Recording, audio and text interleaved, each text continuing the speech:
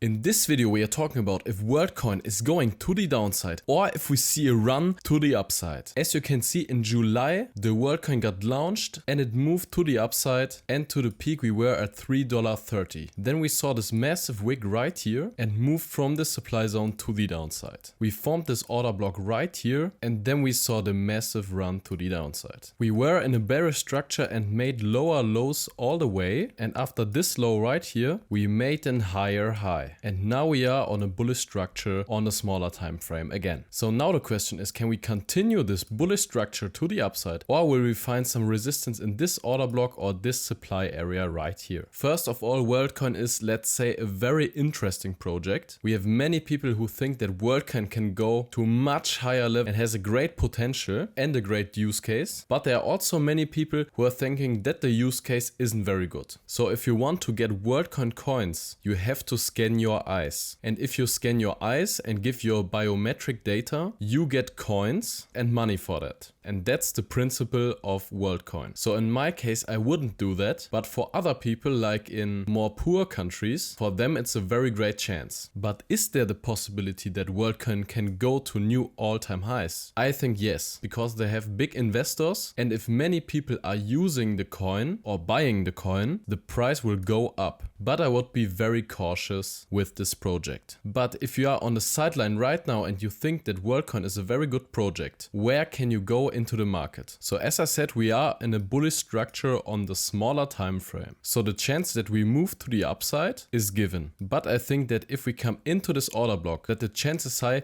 that we see some resistance right here and maybe go back to the downside. But if we are breaking this order block to the upside, I think that higher prices can come in the future.